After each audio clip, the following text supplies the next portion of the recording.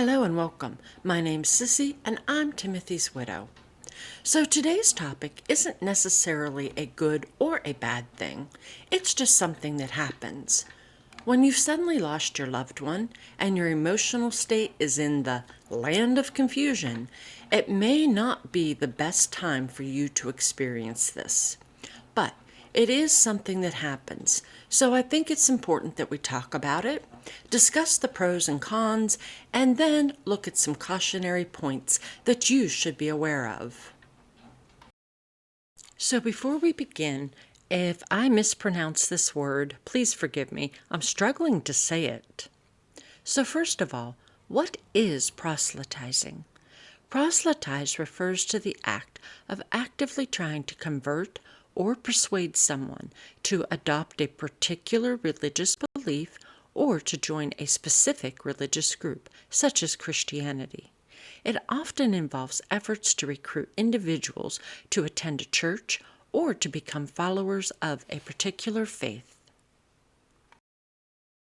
After the loss of a loved one, grieving spouses may be approached by individuals religiously proselytizing.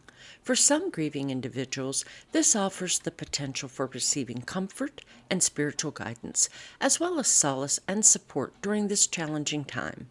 Every person is unique.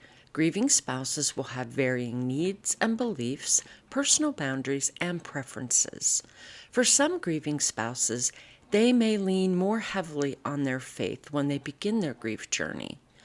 But there are some grieving individuals who, because of their loss, will begin questioning their faith, and some will choose to walk away from any religious beliefs.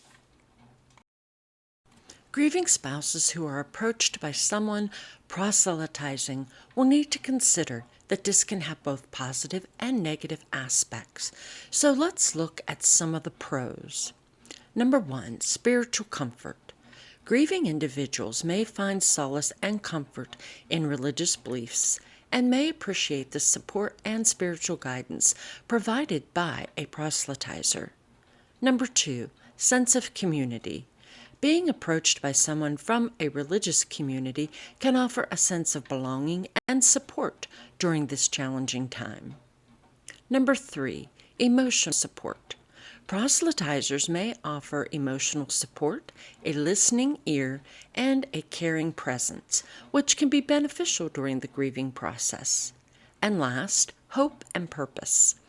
Religious beliefs and proselytizing may provide a sense of hope and purpose for the future, which can also be valuable in times of grief. Next, let's take a look at some of the cons, with the first one being intrusiveness.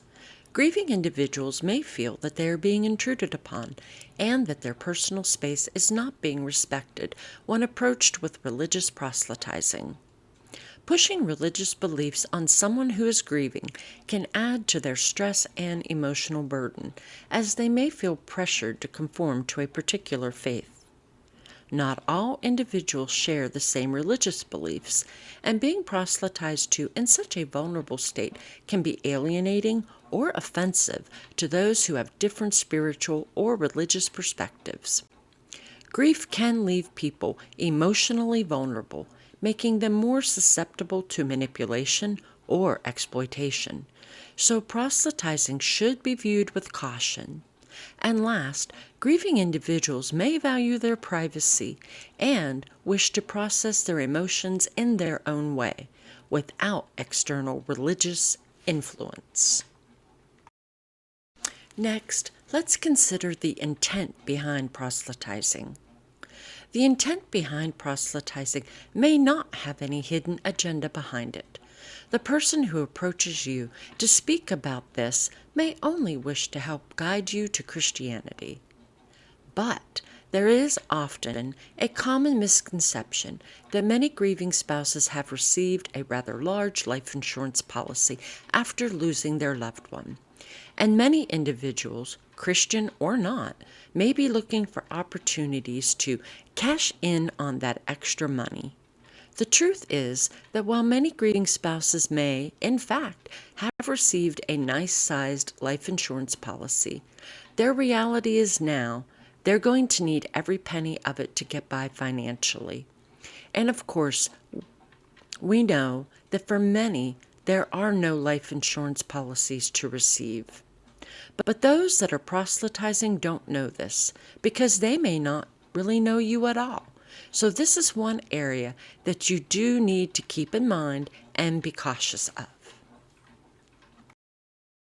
Because of this misconception regarding life insurance policies, you, as a grieving spouse, may now have become a target for individuals looking to get a slice of that supposed extra income.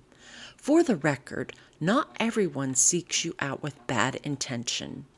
It is very true that many are simply trying to guide you to religion and church with no ill intent at all. But because of all of the emotional upheaval that occurs during the grieving process, you do need to be aware that there are some individuals who will try to pull you into their church and then try to gain financially from you. We need to remember that not everybody who approaches us proselytizing has ill intent in mind. Grieving spouses should always exercise caution when approached by anyone offering religious proselytizing during the grief journey. Here are some guidance observations to help determine if the approach is respectful and sincere rather than being driven by ulterior motives. An honest proselytizer will respect your boundaries, not push their beliefs on you, and will be attentive to your emotional state and receptive to your comfort level with the conversation. Next, a sincere proselytizer will be willing to listen to your thoughts, feelings, and needs, rather than dominating the conversation with their own beliefs. They should ask open-ended questions to better understand your perspective. Next, if someone starts asking about life insurance policies or financial matters in the context of proselytizing, it could be a red flag. A genuine approach would be focused on offering emotional and spiritual support, not financial gain. A respective proselytizer should offer support that extends beyond religious aspects. They should be willing to assist with practical needs, provide emotional support, and genuinely care about your well-being. And a sincere proselytizer would be open about their beliefs and motivations, and should not use deception to gain access to your personal information or finances. A genuine proselytizer will acknowledge and respect your beliefs and not disparage or criticize them. They will be understanding of the fact that people do have diverse faiths and worldviews.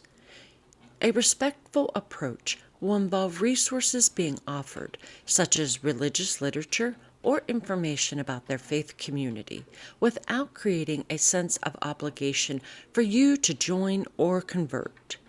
A sincere proselytizer will not just be interested in proselytizing, but they will also connect you with a support network that genuinely cares for your well-being, including counseling services or bereavement support groups. Ultimately, trust your instincts and feelings.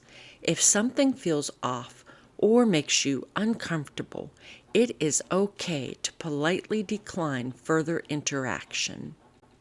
It's important to remember that not all individuals who approach you with proselytizing have ulterior motives, but being cautious and discerning is always a wise approach when dealing with personal matters during a time of grief.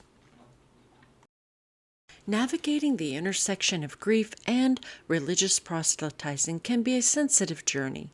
Keep in mind that many individuals do genuinely seek to provide comfort and support during the challenging time of grief. As always, it's essential to remain cautious and discerning. Trust your instincts and prioritize your emotional well-being. Seek solace and guidance from sources that resonate with you personally, whether they are religious or not.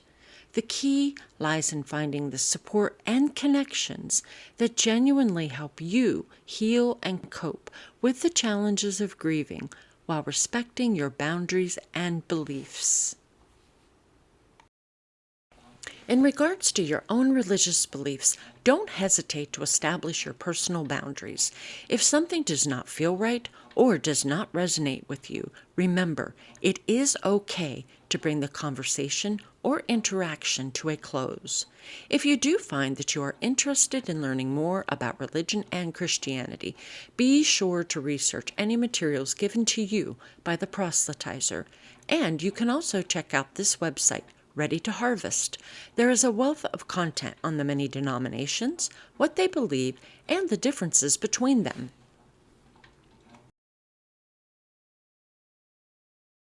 I want to thank you so much for joining me today while we took a brief look at proselytizing. Remember, not everyone who's proselytizing has ill intentions, but as a grieving spouse, it is always best to use caution because we're already dealing with enough as it is. As always, please feel free to comment on any of my videos. I'd love to hear from you. Have you been approached by proselytizers? Let us know what your experience was like in the comments section. And don't forget about the polls in the community section.